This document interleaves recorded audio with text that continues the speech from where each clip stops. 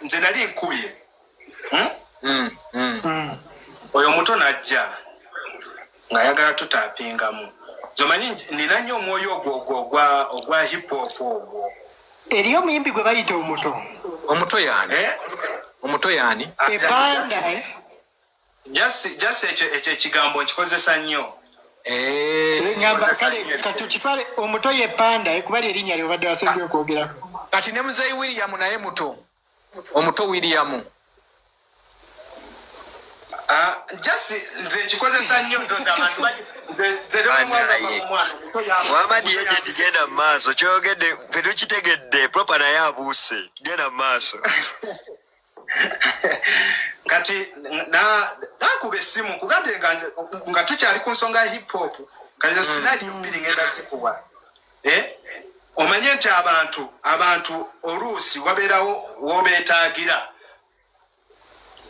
agamba atya Shira Price ne muzeyi William genda maaso tuwe bwino nakuba essimu nagaba mwana njagala tandika kola kiki kuyimba njagala tandika kola luyimba ninayo endongo yange mu studio amazima ga Katonda saamukalubiriza nze yasooka okola naye oluyimba okitegeera saali upcoming like ebiseera byenkugambiramu we twakolera oluyimba saali upcoming kuba nze nafuna chance nze saabeerako nnyo upcoming nakuba oluyimba ne lukubirawo okitegeera just siyalwawo okulaba face oba okulaba omuntu naye nakuba oluyimba ne lukubirawo so najja nga ayagala tapingamu netugende wanesimu netukola oluyimba baluyita saagala mmanya mbalabamu ntiisa nga luli awo lulimu lutrap nemuteramu vaasi like nemuteramu vaasi ng'abalala banoomye nga industry gatekeeper muteeredde wekkuuli banoomye bali abalala betwali tujja nabo nga banoomye baganye agamba waina tapinze ku gundi n'agaana nentapinga ku gundi n'agaana busobola omanya betwali tujja nabo aba bali mu eyo kategori baagaana nemugamba mwana bire ebintu ffe katukole ki nembite like nenkola ki nemuteeramu oluyimba nemugira n'atandika otambulira okwo nga ne bw'aba mpise ku interview okulupremiyaringa ngenderako okitegeera sigenderako nti olwokuba sirina byakukola nti olwokuba mbu kiki ne just oyagala mupika oluyimba nga njagala tupika bumu kubanga nze I believe nti ebintu bikyuka osobola okuba nga buno obudde desho oli wano tukyaza wano nga ogenda tuko ekiseera nga live otukolera zeeri ku CNN okitegeera nga bakuwa akanyomero oba ne platform kuba nze ekimanyi ebintu bikyuka omuntu omulaba bwoti naye ng'okimanyi at the time agenda kukola ki egamba wayi kampika oluyimba omusajja kubanga nze nkimanyi bwenkeera ku makya nenkuwa oluyimba ntupika kati waliwo akakayimba kosembye okuba omwana bamuyita atikasi amazima ga Katonda mubeereramu kuba nze bwenkeera ku makya nenyingira mu luyimba nange ndwambala ndukuwadde kati onoyo mumala opika kiti kyatambula kitya nepanda netupika natuka ekiseera nayagala dde okukola ki nategekanga zi shows netugendayo like nze namuyambako nnyo nno kati amabegaawo nga nva management enkadde ebintu tebibadde byangu njukira bw'ova mu buli management wabeerawo division abamu ne badde eno abalala ne badde eno kati otandikira ku bantu bo oba onfuna kati mukutandikira ku bantu bange nakubaawo ekiyimba bakiyita ffe bali kati olimba nga baluyita ffe bali luli awo luki dendukuba kati mba mpita ayita kuki ku tikitoko kuno nendugwako waliwo okkirizibwa nati okwogera media house it's okay waliwo programu yali ku energy energy radio neyo kuno ate omuto nga boogera fresh music ku Monday. Kati we bayogera fresh music ku Monday de batuuka ku lwange de bagamba among simanyi the music released kweno Monday luno oluyimba best walutambudde bulungi engoma video eri on point biki era twetaaga agent ajje tumukole ki mukoleko interview kati nga nina DJ wange bamuyita Faizo akolayo VX nemukoonako nemugambayo mwana biki nalabye mugira ki nandize nempisaamu oluyimba nangamba mwana ize ngenda kufunira time okole ki ojoyiseemu oluyimba kugambye ka this time round neetaaga ki midi engeri nyetaaga kuddamu kwepatira engeri gye twakoze eki kale ate simanyi bantu bali eno nabali eno naye kati nga manyi abaddala benina otandikirawo oba onfuna kati Faizo nangamba biki kati Faizo natuka ekiseera nga takyapiikinga akitegeera nga bubize bakuba nina Rozi nze mba mpiikinze olwo kati olwatuuka neŋŋamba naye nakyali wange bamuyitaani Panda omuto omusajja gwe akolayo so neŋŋamba wayikanjire emugamba mwana natadde akayimba kange njagala kola ki njagala sooka yingiramu abo abantu tusobole okola kino nekino nagamba mwana ate biwanvu ate mwana byakola kiki neyeepima engamba fete abatasabangako wadde za mafuta kujja wano ne wano babakolanga kino buno obudde abajjanga mu shozo like nga buli kimu tukikola lwa One Love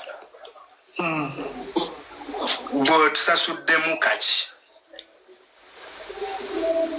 awo industry gatekeeper we yagambira abantu nti watching. Thank you for watching and listening to The Moment with Dash. Eyo issue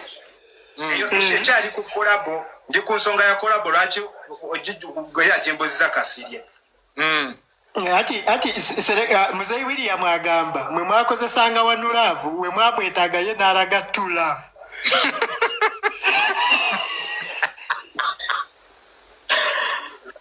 era abazo the agent nti okumanya abantu beepima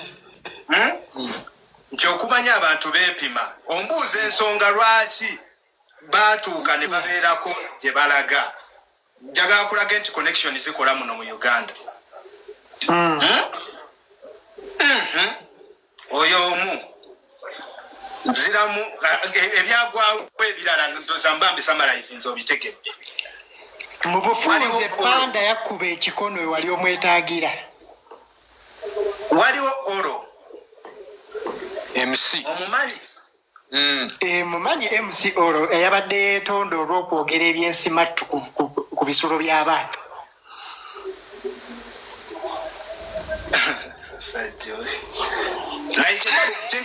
kyengezaako okugamba nti ebintu ebimu mwetaaga ne mukolera wamu bulande wemba nali nkubaddeko wano ne wali nange mbeereramu wano wemba nkwetaaze oba nfuna so waliwo Oro gyagenda n'akola oluyimba mu studio y'abannaviyo olimba balita teri kuzikiza kati bwe bakola track ng'ayagala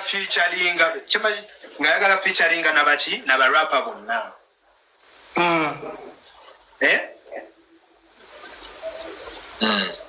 so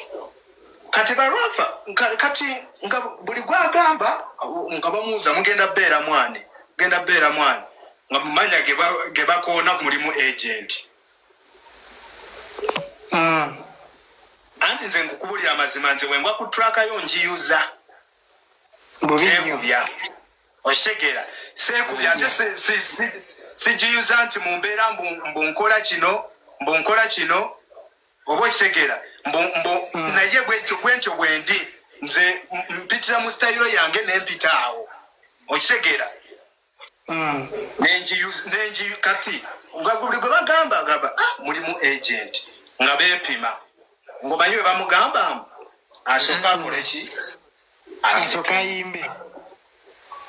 bapimbe balabo bakoleki oba banaatuulako oba onoobaswaza batye ebyahipopo bimanyi so nentuuka ekiseera neŋŋamba kaŋŋende nkoleki kaŋŋende nteekemu nemala nenteekamu wemala oteekamu neŋŋamba ne bagamba nabo ndoza bakoleki bateeke like kwegaba n'ekimu openingira app kubanga ekisooka ye ng'omuntu like sigamba mbu oba tusinga amaanyi oba mbu akola ki naye omanya nti ono wetukwata wano nja kukola ki bwe nja kukola ki wano nja kukola ki wano okitegeera jasi eyo nti emboozi jasi nti eri ku mbeera yakubanga nti kolabo lwaki ziyina obuzibu ebiseera ebisinga mpaka ng'olyakufiirire so engamba owaaye osanga wemunaakola naye ajja kubaako engeri gyakukola ki kubajjukira ategeka Samukiga agambye nti weeprotectinga nnyo abasajja mu kifo ky'okuyisaawo eggaali omaliriza oyise bwayise basajja bayiseemu eggaali bagende beetereeze bannaye William abuuza nti omuvubuka ali emabegaawo yeggaaliyo bano bakyaliba olaba kasiye kambabuulire gendako katono genda wansi oyagala kwonoona interview mwagala musajja yokye naye kyeŋŋamba oteekawo bintu byo bya ddiini nagano tutegeerera wano muvubuka gwe enkokola ziri mu Waiki Benda huyo yagenze kulajana nti industry gatekeeper afe kati oyagala ne agent amalevemu ekyo ekegeza oluyimba lwa olo terwabaawo lwa nsonga yakuba nti abantu bafiringa insecure ng'otaddeko verse bwe namala ogiteekamu nabo ne bajja ne bateekamu jasi kyenjagala okugamba kyenkulagira nti bwe mba nkoledde kino ekintu naye nkusuubira kukola ku kino ekintu naye amazima ga Katonda oyo omuntu abeera ne zi shows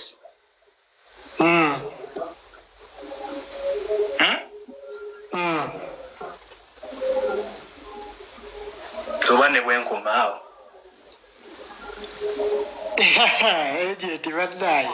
ekitegeeza agent ebintu ebyogerwa nti industry y'e Uganda yakaweereega okuyisaawo